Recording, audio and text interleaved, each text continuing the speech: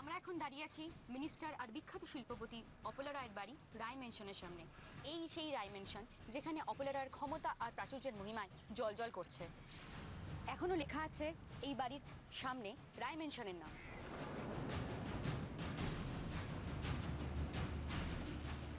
যেখানে কিছুক্ষণ বাদে লেখা থাকবে অন্য কারোর নাম।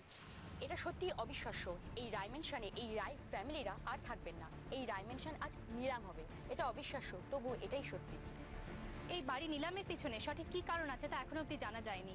এমন কি ঘটলো যে অপলা রায়ের মতো একজন মানুষের বাড়ি নিলাম করতে হচ্ছে? শোনা যাচ্ছে মার্কেটে রয় অ্যান্ড রয় কোম্পানির অবস্থা খুবই খারাপ।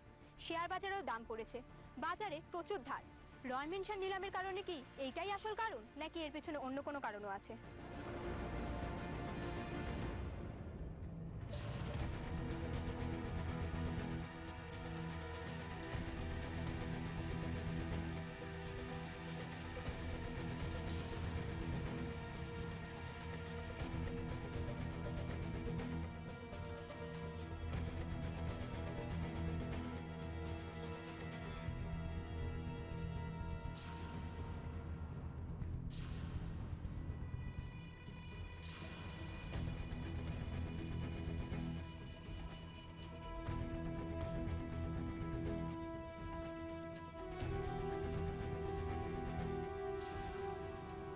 অনেক টলারেট করেছি মিসেস অপলা রায়, শুধু এই দিনটার জন্য এতদিন ওয়েট করেছি।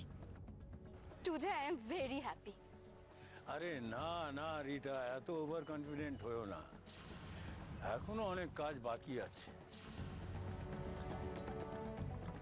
আপনি এত টেনশন করছেন কেন? Everything is under control.